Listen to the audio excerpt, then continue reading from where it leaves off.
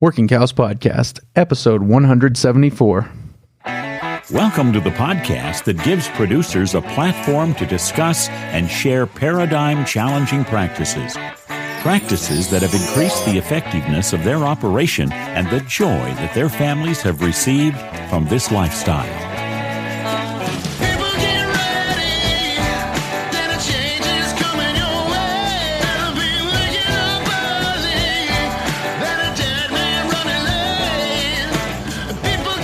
Howdy, everybody. This is Clay Connery, host of the Working Cows Podcast, here with another episode for you guys, and obviously recording live today. I fat-fingered the jingle tone, apparently, on the Rode Procaster, but anyways, I'm excited to be joined today by my beautiful wife and by Hadley Hill as well. I ran into Hadley here at Ranching for Profit, and we're talking a little bit about his history and some of the things he's learned along the way, and was a pretty fascinating story, so I thought I'd capture a little bit of it for you guys. So, Hadley, thanks for joining me today on the Working Cows Podcast. Yeah, of course. Happy to be here. And Miranda, thanks for coming again. Sounded like you hit some pixie dust there in the intro. Yeah, I'm still learning. So I haven't perfectly executed an episode yet, so I guess we'll have to wait for another one to do that. But with this recording system anyways. But so I guess we'll just start off, not to be too oversimplified in my opening question, but kind of as it relates to ranching, could you share with me a little bit of your history, where you grew up, some of the influences that you had early on, and some of those things? Oh, yeah, sir. Yeah, I grew up on Maddox Cattle Company. Jack and John Maddox and Carol. Yeah, my dad was the head cowboy there, the ranch manager for 40 some years. And yeah, it was a great place to grow up. A lot of great opportunities. Met a lot of great people through the ranch there.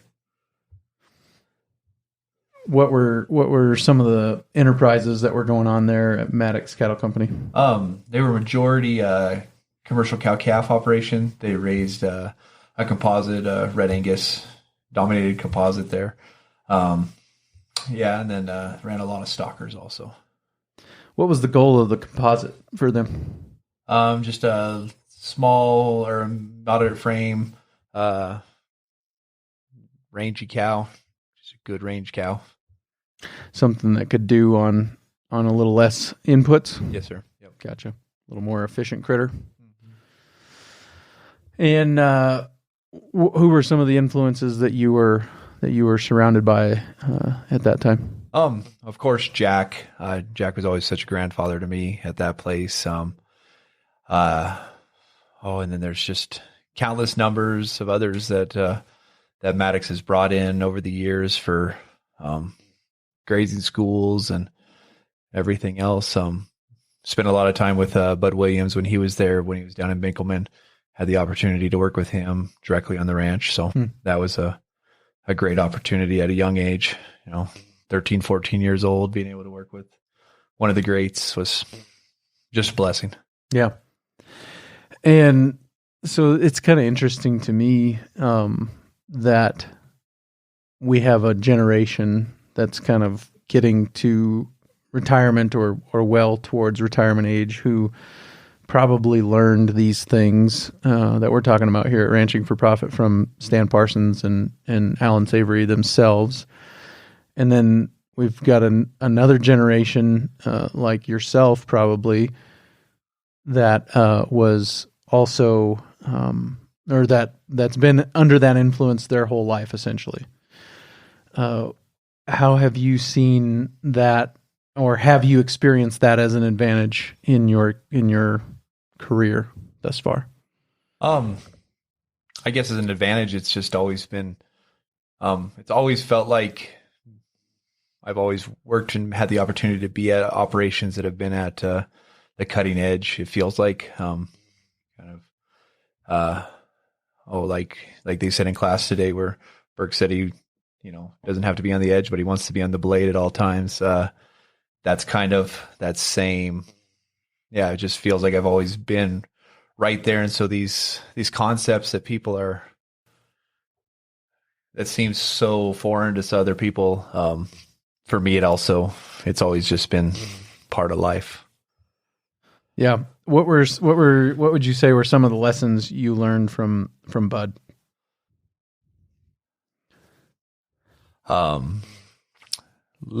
Watch the cattle, watch the livestock in general.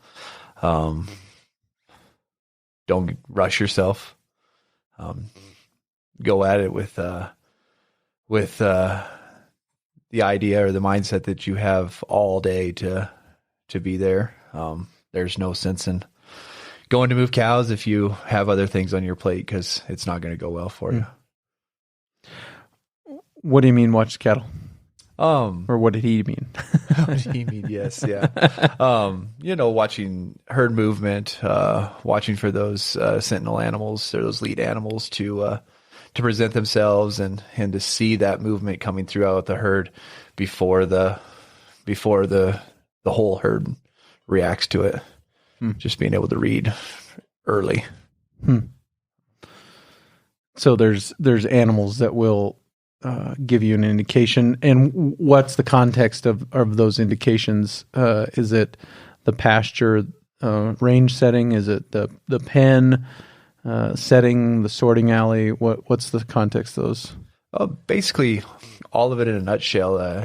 It's like if you're out in the pasture and you're moving a large group of cattle and, you're trying to get that motion, you'll start to notice motion coming from the middle, and just to really focus on that motion and keep it moving, and keeping your straight lines and your T to the target and all of those basic concepts that Bud taught us.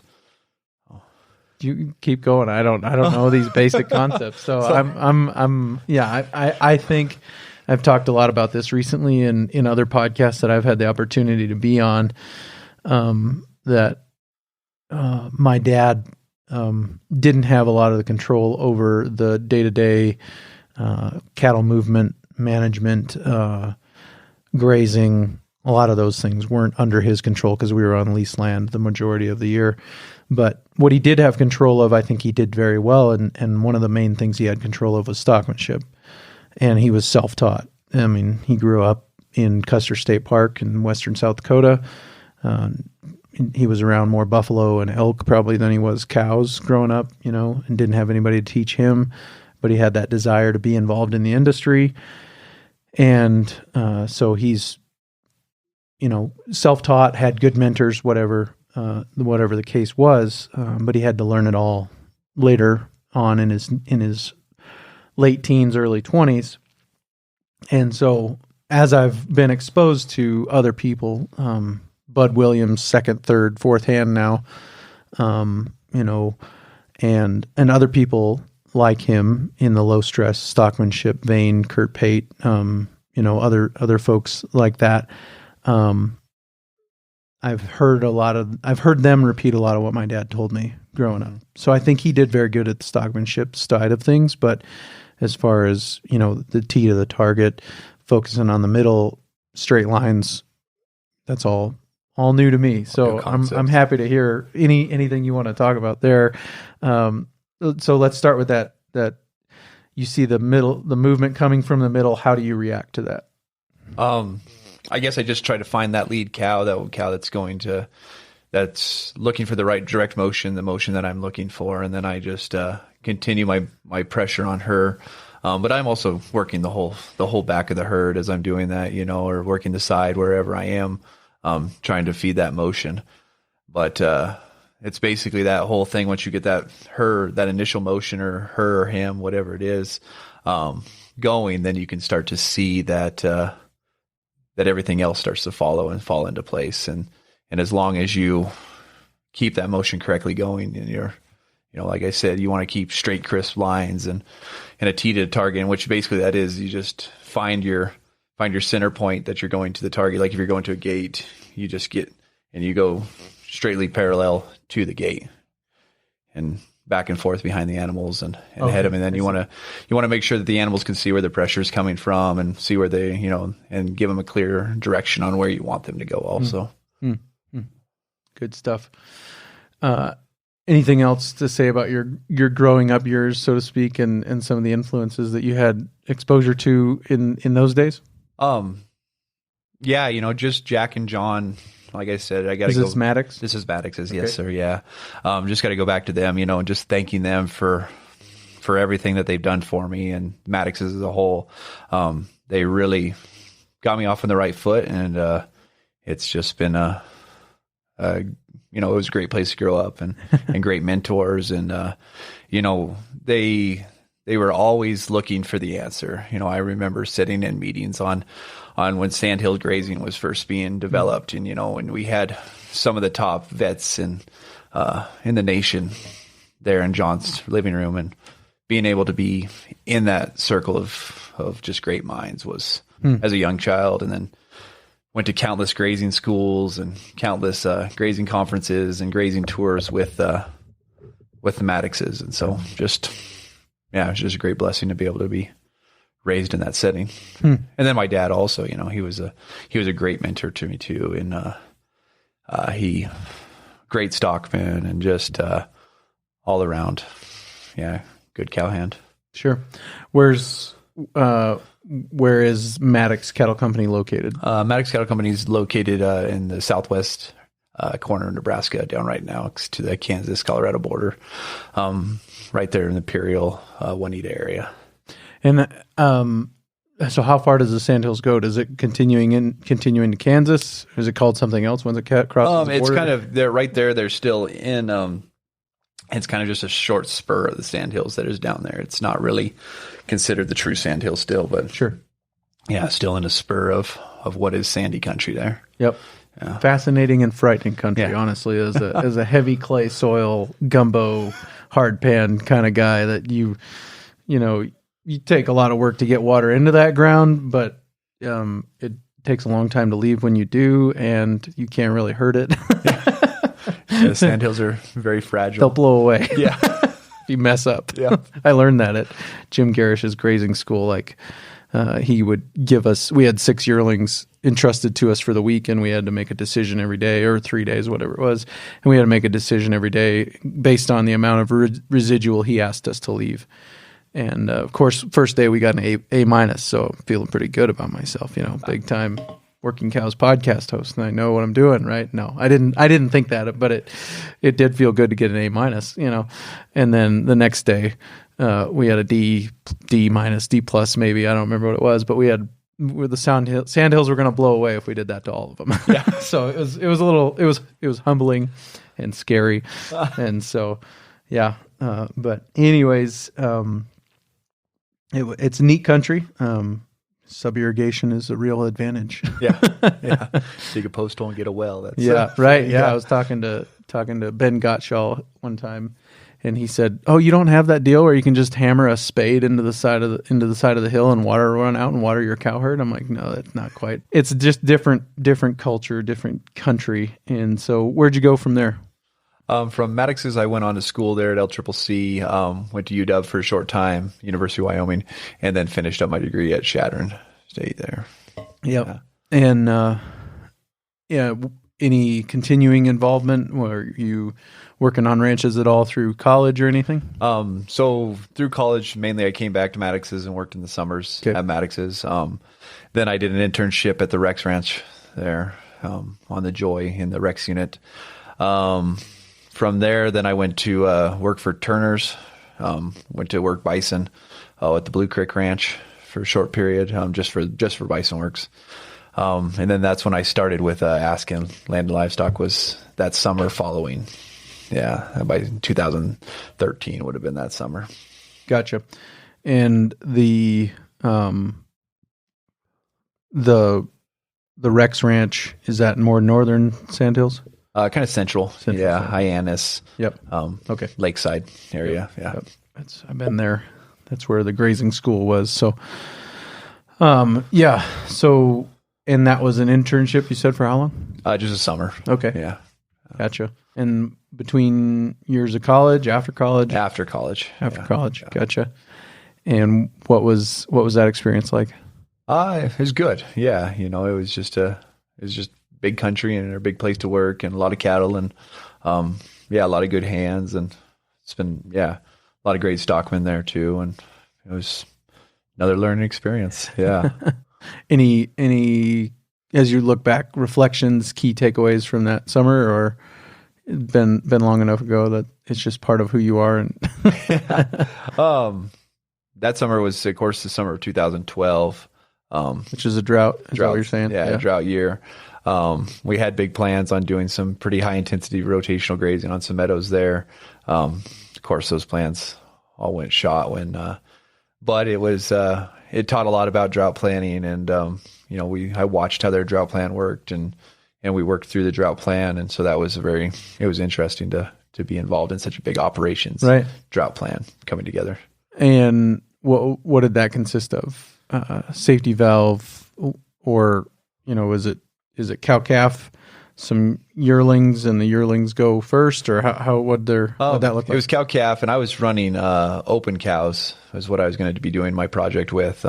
They ended up shipping all those open cows pretty directly. Some of the first to go off. Some of the first to go, and then they shipped. I can't exactly remember how the whole system ran, because I know they shipped some cattle or some. I think they were breds or fall cows to their Oklahoma, Kansas ranch down there right on the border, Oklahoma and Kansas. So sure. Yeah. Any questions, Miranda?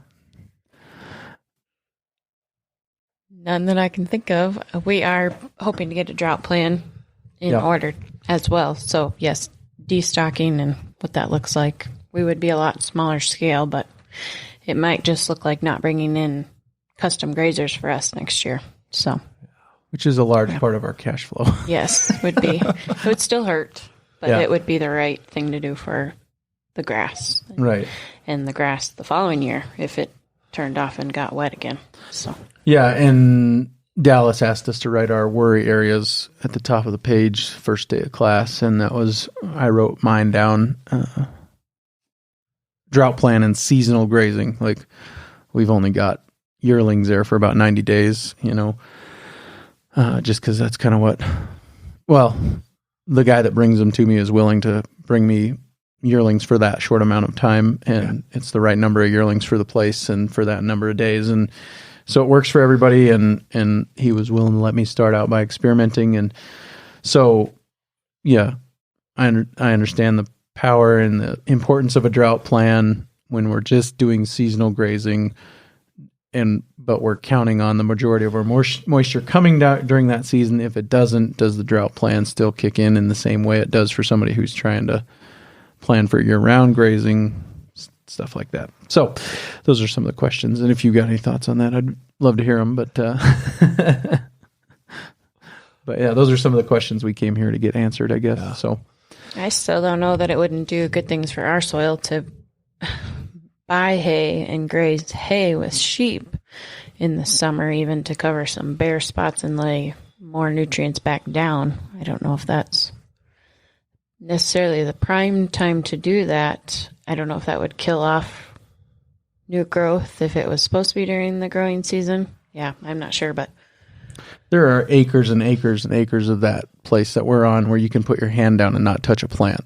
There's just that much bare ground. It's just been hayed for so long that it would be better than destroying whatever current root system might be there. So right. Yeah, I don't think it would hurt. Lay more litter down. Over. Yeah, get it covered up. Absolutely. Yep, and get some shade on it and get it. Yeah. Keep it cool and all those things. Hold the moisture in and all those. Yeah. Yeah. Absolutely. So I think I backed you up to the Rex Ranch. That was one summer, and then after that, you were done with college, done at the Rex Ranch. Where'd you go next? Then I went on to work with Sage. Or Askin Land and Livestock. Yeah. There was a stop at Turner's there, or is that after the first? Okay, yeah. So there was the Rex Ranch, and then from the Rex Ranch, I went to a short stop, just 4 months at Turner's at Blue Creek, just to do bison work. So. And Blue Creek is in New Mexico, or no? It's in Nebraska. Okay. Yeah, by Oshkosh, Llewellyn. Like I said, I was just there just for 4 months. I was just the time period that I was supposed to be there. I hired on just to do the stockman, basically stopped and talked to the manager and said, "Hey, I'd really like to work bison. It looks like it'd be a cool animal to work with." And he said, "Well, can you come, do bison works this year? Come for a couple months?" And I said, "Yeah, I'm free." So then did that. And then I started with sage that following summer, May that following summer. I just got a message the other day from a guy who was looking for recommendations about how to proceed, and he's actually attending LCCC right now, and he's wondering where he should go next. And I talked to him about some of the internships I was aware of. I'm jumping all over here, but would you recommend the internship at the Rex Ranch, or that's Turner, right? No, the Rex Ranch Deseret. is Deseret. Deseret, yeah. okay. Yeah. So would you recommend the internship Yeah. for somebody in that position? Yeah, I think it's a good learning experience for sure. You'll be on a big operation and be around a lot of really good hands, really good stockmen. Some of probably the best in the nation are right there on the Rex, and so I think it's I don't know. And the benefit of that is more from the stockmanship side than the management side, or? Yeah, I would say so, probably, and from my experience with it. But mine was kind of a fluke system too, because of the whole drought and everything. So sure, I was and that's a lot of good management experience right there. Yeah, being there in for a drought. sure. No, but I did a lot more stockmanship that summer probably than I did other things, just because we were moving cattle so often. Sure. And, trying to stay ahead of grass But just seeing somebody stick to a drought plan, Yeah. it's hard. Yeah. It's not fun to make that call and say, okay, we got to send these. Yeah. These are animals that were supposed to be here producing a profit. Now they're going to produce less of a profit than we intended. Yeah. Hopefully we're destocking before the market's totally tanked. But, Yeah. so while we're jumping around, what was the goal of the composite at Maddox? What was the influence? We talked about the goal was rangy cattle. Do you know the influence of the composite? Like you talked about, or you told me earlier about the it was Red Angus, South Devon Tarentaise, Red Pole. Yep. Who inspired that? Who set them on that journey of chasing that? Do you know any of those that history? Because the only other place I've ever heard that idea of composite cattle is in Johann Zietzmann's texting group, and they talk a lot about composite cattle in there. I would assume that it came from all those great guys from the University of Nebraska, Rick Fonston, Jerry Vlasky. I'm losing a blank on the one gentleman. Sure. But yeah, those guys there, they had a lot of influence, I'm sure, on that. And then I'm sure the Clay Center Beef Research Station also had some influence on that also. Just finding a cow that'll do on the range. Yeah, fit the range. Yeah. I think Pat Reese had something to do with the grazing, but Sure. Yeah. Gotcha. Is that what drew you back to Chadron then, is being in that ecosystem of University of Nebraska, or? No, it was just next stepping stone, just a place to finish school. So gotcha. Yeah. Okay. So we're up to first stint in Askin Land and Livestock. Is that right? Yes. I think so. Yeah. Yeah. I know I jumped around a lot. No, that was me. I'm taking you back. I'm taking you back to the beginning. Rabbit trails. Yeah. But what was the nature of your first stint there? What were the enterprises that they had at that time? So that was Sage's first startup year. It was baptism by fire, I guess you'd say. We were Sage called me and said, hey, I've got this crazy idea. There's a ranch for lease in Medicine Bow, Wyoming. Do you think a couple ranches for lease there. Do you think we can do this? And I said, yeah, I think, get a couple thousand head of yearlings and lease these two places. And what do you think? And I said, yeah. And so went back there to Medicine Bow, and it was quite a summer. We learned basically that we know nothing about the cow industry at that point. What we thought we knew, we had to throw out the window because it was still a very droughty year in 2013. Sure. And we were chasing a lot of grass that summer. We used a lot of stockmanship. very low overhead cost. I think we had 2 pickups and the trailer, and it broke down halfway through the summer. So we were long trotting 10, 15 miles out to the cattle every morning. And then we'd gather them to the river in the morning, let them drink up, and then we'd drive them as far as we could in the afternoons. And just to try to get on the fresh grass, or all day we'd drive them basically. And then they'd come back to water usually in the evening. And we did that. We got them up in the places that I don't think cattle had been in quite a while, or at least big numbers of cattle. Sure. And got, and got some impact. Yeah, we got a little gain on the cattle. We didn't gain bunkers, but there was a touch of gain. And so, it was just a rough year all around, but we learned a lot about cowboying and learned a lot about stockmanship. It was, I wouldn't trade that summer for anything. Cool. Yeah. So just a little context for people who are listening. We went through the High Plains Ranch Practicum in 2017, and our class, they took out to the, Maxwell Ranch, Research Ranch, Joel Vad. It's actually where the title of this podcast came from, Working Cows, is he said something about, I want cows that work for me, or something like that. And I was thinking on these things at that time, and I'm like, I think that's what I'll land on. Anyways, so he was showing us pictures of some transects that he had set up. And, I don't know, probably 2007, maybe back to that, or maybe not that long, 2010. Anyways, there was an audible gasp in the room when he got to 2012. I mean, everybody was just like, because the only green thing in that picture was sagebrush. Yeah. And it wasn't very green. Remember that? It was just dirt. Yeah. Right. Just dirt. Yeah. It was terrible. Yeah. And it was lush, nice, well managed, tall grass, prairie, and then nothing. Yeah. Yeah. And so just context for that. What were some key takeaways from that summer?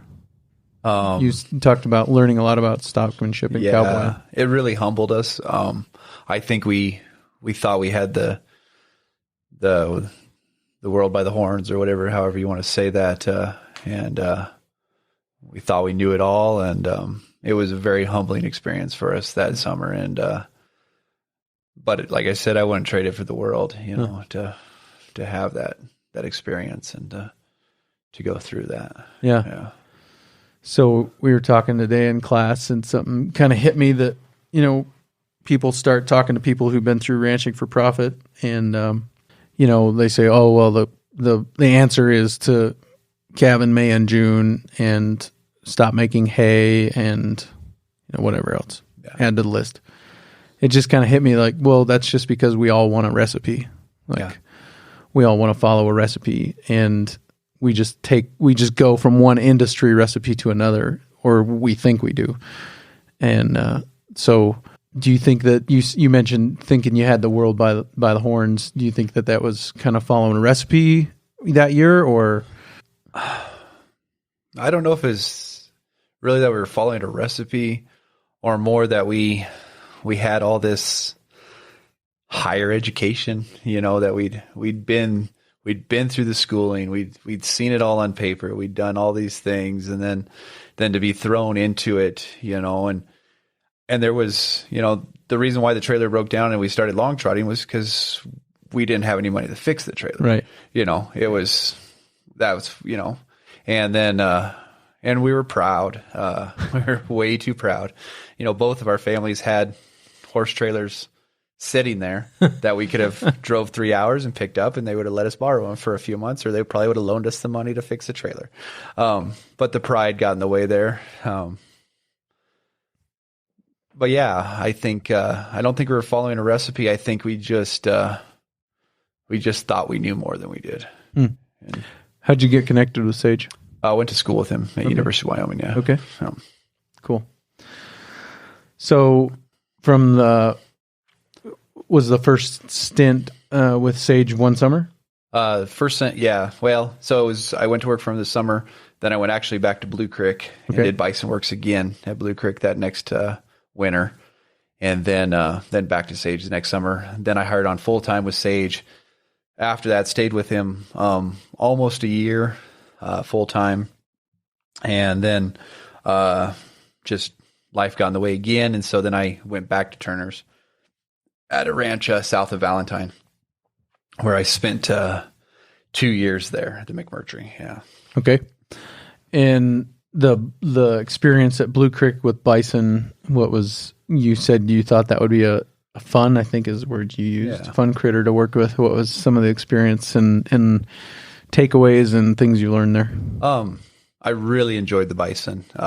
They're quick, they're fast, they respond so bigger flight zone, and they're so fast to respond. It's when you make a mistake with a bunch of old beef cows, like you have time to fix it. It's like, okay, yeah, I took the wrong step here. Right. You take the wrong step with bison, it's like the whole herd's gone. And you're standing there like, I shouldn't have made that step. Yeah. And so that's probably the big difference between bison and cattle, is that quick snap. They're just fun animals to be around.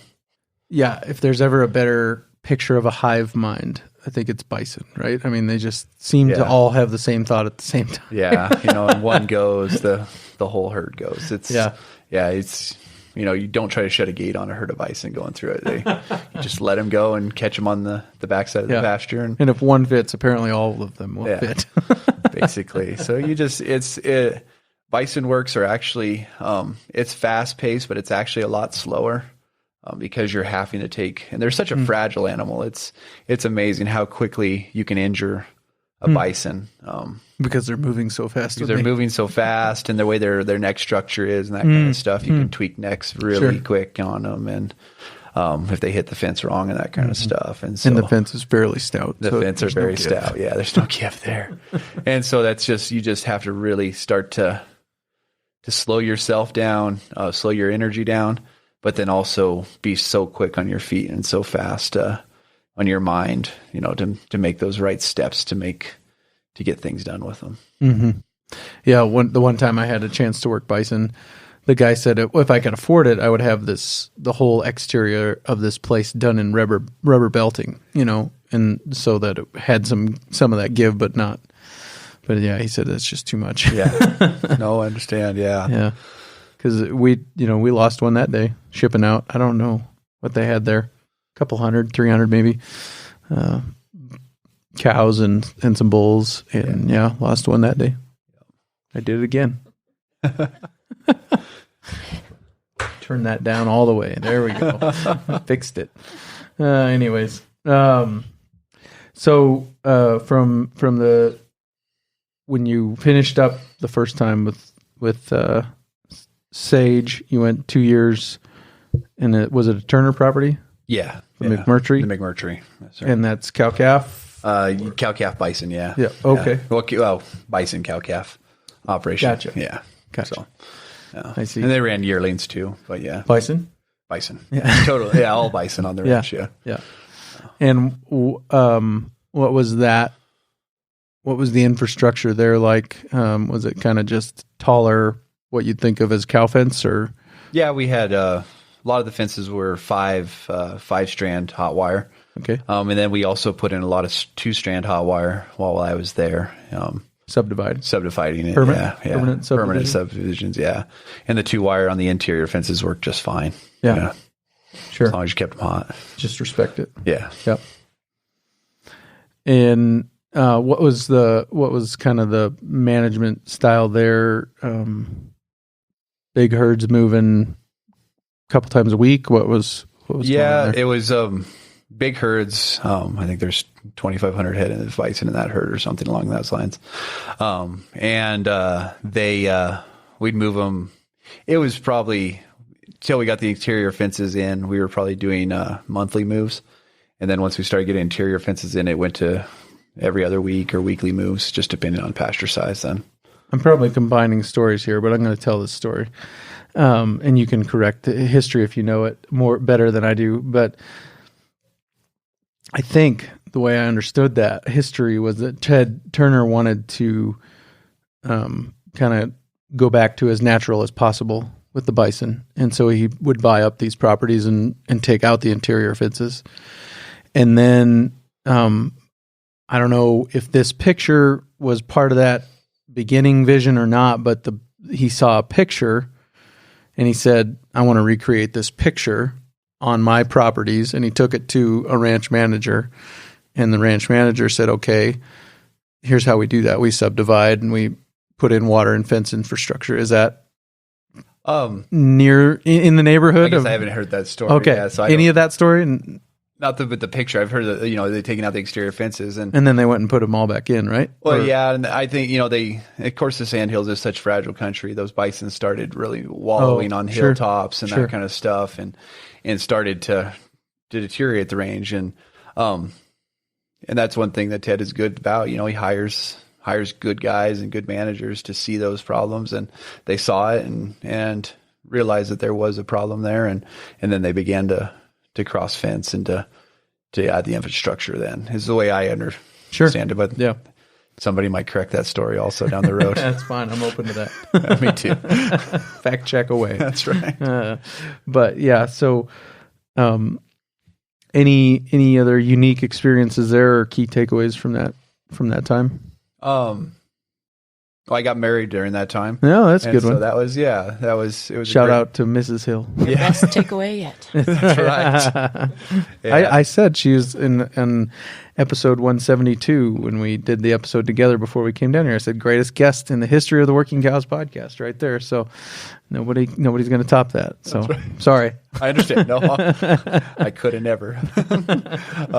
But no, so it was actually, we were 50 miles from groceries basically there. And it was a great place to be married for the first couple of years of marriage. And sure. Yeah. So figure it out. Yep. You can't run to mom or dad. Yes. That's the ultimate leave and cleave. Yeah. You're stuck. So no, that was a great experience. Then I had a great manager there too. He was good to work for, Chris Redmond, and and had other great mentors. That's just the whole thing. All the way through my life, I've just been blessed to have such great mentors to lead me along the way and to put me where I am. Yeah. Previous guest of the Working Cows podcast. This won't be 2 episodes in a row, but second and 2 episodes. I mentioned Brian Mose again. He talks about moving to Phoenix, Arizona. I don't know how many hours that is away, but a long ways away from where he grew up in Brookings, South Dakota, and moving down there, or Watertown, Brian, Watertown, Florence, Watertown. He moved down to Phoenix with his wife, and he said that was a great deal to be that far from family or anything. Yeah. We just had to become each other's best friends and figure it out. Yeah, exactly. Because my wife, she's from San Diego, and so it was a culture shock for her to go from San Diego to 50 miles from groceries. Yeah. How'd that connection happen? We met online. Oh, nice. Yeah. Perfect. So good for you. Yeah. So 2 years there. 2 years there. Yes, sir. And then from there went to northern New Mexico at Vermejo Park Ranch. Tell me about that. I was a bison manager there. What's the job description or effectiveness area of a bison manager? So I was just in charge of the day-to-day, keeping records and keeping track of the animals and vaccinations and all those type of things. Sure. Any people reporting to you, or? We had 2 gentlemen under me, yeah. Kind of ranch hand types, or? Yeah. But probably a better title than that, but. Yeah, just bison handlers. Okay. Yeah, good guys. Yeah, both of them. So. Yep. And what was their day-to-day? Same, Okay. The one guy, he worked on the wells, and then he did all the windmill kind of repair stuff for us there, and then also the bison work stuff. So. And what's the infrastructure at Vermejo Park? Vermejo Park, yeah, it's big country. It's 500,000 continuous acres. 400,000 is the north pasture, and it's we've started to put some fences in there. We did start to put some fences and had some drift fences and that kind of stuff, but it was basically open range on that 400,000 acres for the bison. And we'd spend a lot of time out moving animals and taking them to different canyons and trying to better utilize the country. What was the goal of the moving and taking them to better utilization? Better utilization. Yeah, there's a lot of the country. There's a lot of the ranch that the bison never stepped foot on.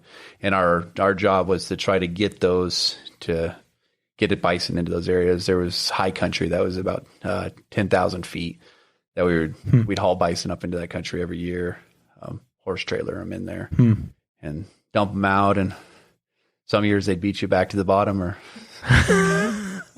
horse trailer. Yeah. Like, how many at a time? About 15 or so in a trailer. It's switchback. It was a tight switchback road to get up to the top. So how many trailers then? How many loads? I think we'd take 15, 16 trailer loads up there. Yeah. Couple hundred bison. Yeah. Yeah. Yeah. Huh. And what's like the overarching premise on Turner property as you understand it? To preserve the native range or native species and native range.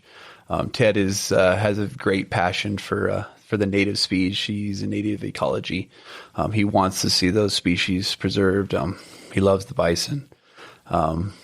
He just loves all North American native species and really has a true passion for preserving that. And that was the whole, as far as I understand, there's the whole reason behind, purchasing all the land is so that he could to help to preserve, the bison and the black-footed ferrets and other animals along those lines. Yeah. And so what was the mechanism for fulfilling that vision on Vermejo Ranch? So Vermejo, it was a very ecologically diverse. We had what we call the prairie country, and it was 80,000 acres of kind of short grass prairie, low kind of desert almost country down there. And then it went clear up to the high country, like I said. And, we had elk and bighorns and everything in between. Lots of mountain lions and bobcats and all the fun critters. Do they do any hunting enterprises on Turner properties? Yes. Yeah. That was a huge, that was kind of the driver at hunting and fishing. There's a 5-star resort on Vermejo Park. And so. Sure. So unconventional upbringing, is that accurate? I mean, outside of the conventional beef norm. Yeah. Is what I mean by that. Yeah, I could say, I would say that. I feel it. It was conventional for me, I guess. But yeah. Yeah. But you weren't calving in January and February and feeding hay 6 months out of the year and any of those, chasing weaning weights and production and all those things necessarily. No, not, Right. Then reasonably conventional formal training in college. Is that accurate? Yep. Yeah. Did you break out in hives during college at all, or any of those? Have any allergic reactions? No. I was very blessed to have great professors that UW had still some of the old time professors that had a lot of practical hands-on experience from their days, and so we had those professors there. And then at UW, or then at Chadron State, had Chuck Butterfield, and he was a great mentor there for me also. And Chuck was more of an outside of the box type thinking guy than he was. What ways did that manifest itself? I think he's just more open-minded to less conventional grazing things. Yeah. Gotcha. And then I would say a very unconventional trajectory since college. Yeah. Or, I mean, outside the box. So I don't know, whatever you want to say. Yeah. I've enjoyed life and had a lot of fun along the way. And that's, I guess I just taken had a lot of opportunities given to me, or put in my path that I was able to snatch up and to be involved in a lot of different, like I said, pretty amazing enterprises and pretty different, industries. I think I've worked almost every domesticated livestock class there is now: sheep, goats, bison, pigs, cattle. You know, so it's goats. Yeah, but Where'd the pigs come in? I just small little herd. Okay, gotcha. Yeah. And now, currently back at Askin Land and Livestock. Yeah. Right? Yep. Spent 2.5 years at Vermejo, and then Sage called me back and said that he had an opportunity in a house for me, and so we hashed it out, and here I am. Cool. Yeah. And the experience at Vermejo, like key takeaways there, or things that stick out to you about that experience? It probably taught me a lot more about. Well, it did teach me a lot more about people management there. Having those two gentlemen, you know, I hadn't had anybody really underneath me before that. And then, that management of those people kind of helped me to blossom there. It helped me to be more in a managerial situation. You know, I had my budget that I had to follow and plan my budget and all of those, day-to-day invoicing and that kind of stuff. So. Yep. And where'd you learn all those things? Where'd you learn to do those things? Had great mentors again there at Vermejo. The managers there. They both were the general manager, Gus Holm, and then Jeremy Gingrich, the assistant general manager for Vermejo. Both of those guys gave me a lot of insight, and then Chris Redmond again. Also, all three of those were kind of instrumental in giving me that guidance through that managerial. Yeah. Cool. And did we miss anything? I mean, we just summed up your whole life in 46 minutes. But, any major takeaways or stories or opportunities that we didn't cover? No, I guess now that I've been back at Sage's with Sage and Faith for 2 years now, and it's been great. Production manager there now for Sage, and the ranch is growing. We're hustling, and it's a fun opportunity to be with a company with a young startup guy that has entrepreneurial that has fire in his belly for the industry. You know, if there's somebody he's not a victim. He's not a victim. No, if he wants to, if there's somebody out there that wants to work at it and go for it, he's definitely right there at the top. Cool. So as inclusively as you can, sum up your history of continuing education as it relates to ranching. There, that's my question. As in like seminars? Yes. Okay. I've been to a lot. I guess I started kind of going to bud schools, and then also the Kearney grazing conference or the Nebraska grazing conference in Kearney. Every year I went to that for. Who were some of the people that would be there? Oh, people that come off Greg Judy, Fred Provenza. Oh, my dad. Cool. I spoke there a couple times. Nice. There's just been Dr. Knopfsinger. Yeah, and there's loads and loads and loads of other great speakers that I saw there over the years that their names slip me at this moment. And from there, I did a short trip to Argentina with Shattern State and visited a bunch of ranches on that trip. And so that was very interesting to see some of their grazing techniques and that kind of stuff. Been to Ian Mitchell's. Yeah, we hosted one last year. And then, which school did you say that was at Hyannis that you went to? High Plains Ranch Practicum? No. Oh, Jim Garish? Yeah, I went through Jim Garish's school. Yeah, that one was in Kansas though. Then I attended a Kansas grazing conference there, and just I feel like the list kind of just keeps going on and on. Yeah. So every time I get a chance I've been to High Plains Practicum, and then been to a few holistic management schools. 3-day courses? Yeah, 3-day courses, yeah. Who are some of those instructors? Don't know. That's so terrible with names. No, that's fine. Faces I can remember, but yeah, sure. I wouldn't even begin to guess that's a way more decentralized system than others out there. You know, there's lots and lots of those certified holistic management educators. So they're all over. You can find one pretty much anywhere. I don't know. Yeah. But they're good. They're good school as well. Good things to be exposed to. So this is your second time through Rancher for Profit? Yes, sir. Who sent you the first? Oh, you said Turner's? Turner's sent me the first time. Yep. And during which stint with them? With Evermayo when I was vice manager there. Yeah. Where'd you go? It was just to Colorado Springs. Yeah. Okay. Yep. And Dallas was the instructor there. Gotcha. Yep. Gotcha. Good stuff. Well, if we haven't left anything else too major on the table. No, I guess, I don't know if you have any questions about Askins or if you're going to hit on that maybe with Sage at another time. Yeah. Well, so we cornered you and bribed you with pizza and beverages for for some. We wanted to know about sheep. At lunchtime, where's that sheep guy? Yeah. Had you heard him him. mention sheep earlier? Yeah, when he introduced himself. Yeah.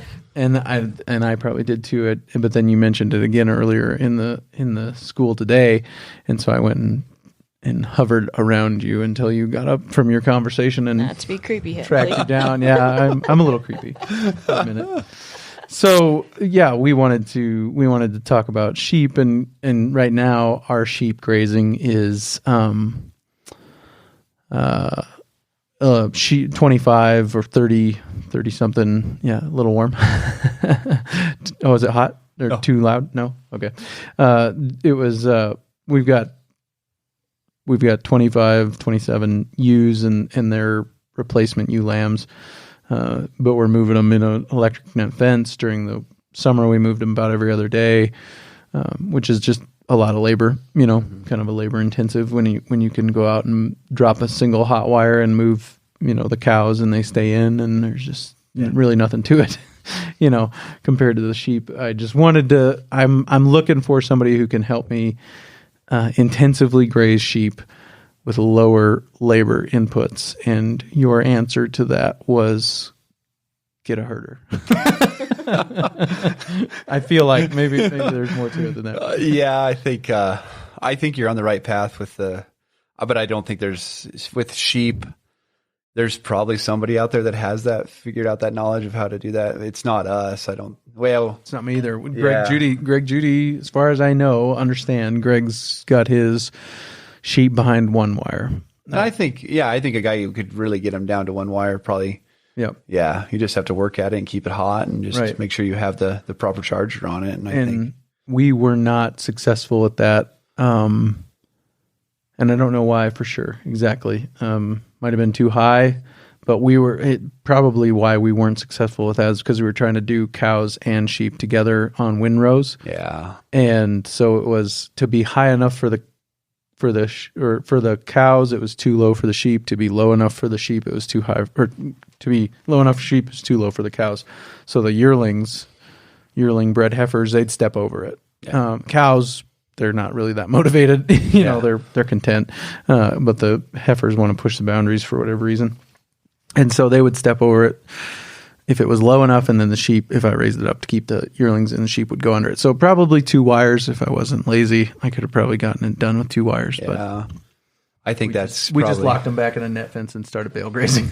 I think we may have had a little predator pressure at the time too, because we ran into a bobcat shortly after they had been getting out consistently. So, and that might be another thing that would actually probably help you is if you could set up a small night pen for your sheep every night, just a few panels that you can push them into. Yep.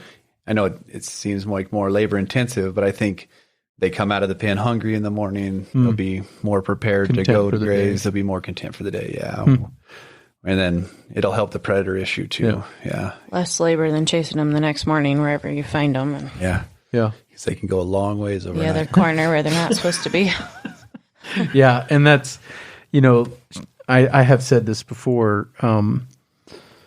Electric net fencing is miraculous. I mean, other than it's more work to put up and take down than a single hot wire. Just the nature of the beast. But like, I could fence if I could stand on it for sure. no question to ask. I could fence that if I can stand up on it.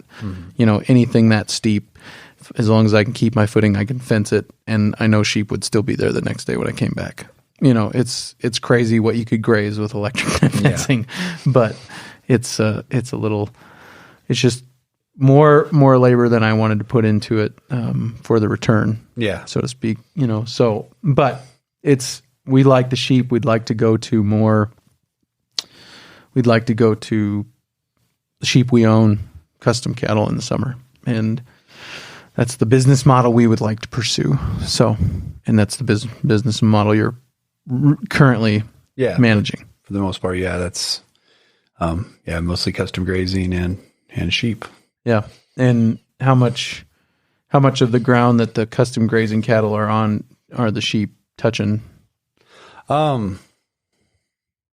There's quite a bit of it that's not because it's in BLM and Forest Service. Is that season of use is limited? Yeah, and species limited also. Oh, really? Yeah. So especially on the BLM. Bad experiences with sheep? Well, it's just not permitted to sheep. You'd have to go through the permitting process to get it permitted to sheep, and we haven't seen, and it's a long, drawn out process. And so we're just I'm well aware. Yeah, we've been working for 3 years to build a fence in the Black Hills. Yeah, and they've got to have and honestly, the Black Hills is, I would say, probably the most well managed forest in the nation. More board feet, and it's not a very big forest, but more board feet of lumber come out of there than any other forest in the nation. I didn't know that. Yeah. It's interesting. Yeah, and I need to get back around to that. And I've been talking about that, or mentioned it a couple of years ago. Jim Nyman is the guy who's processing pretty much all the lumber that comes out of there, and he's a guy that has dealt with the opposition to that and has a good way of dealing with it, a good answer for those questions that those people raise when they're opposing those things. So. Funny story about that. I got a friend who moved down here to the Black Hills, or down here where we're from, down to the Black Hills of South Dakota from western Montana. And he said, my first day on the job in the Forest Service in the Black Hills, I saw a logging truck, and I had worked in the Rockies of Montana, western Montana, for years. And he said, I'd seen a couple of logging trucks the whole time I was there. And I was like, yay, clapping, because I know they're so good, that logging the forest is the key to its sustainability and managing it well and all those things. And so I'm jumping up and down, doing jumping jacks, cheering and yelling. And then another one comes behind that, and another one, and another one. And then he said it was just like, I am not in Kansas anymore or Montana anymore. It's just so much different there because they are just so free to manage that properly, I guess, as if I could be so bold. Yeah. No, there's a lot of forests across the nation that need a lot more of that. Yeah. Yep. Graze it, log it, or watch it burn, right? I don't know who said that, but it's a very true statement. Well, Hadley, thanks for your time today. Anything else? No, I think, I appreciate the time to be on the show, and just thank you. Yeah. Thanks for joining me. Very good stuff there. I have honestly no idea where we're going from here. We're in uncharted territory with, as I would say, as a podcast host, a target-rich environment of people who you could sit down and talk to for an hour. So I don't know where we're going from here, but we'll be back soon with another episode of the Working Cows Podcast.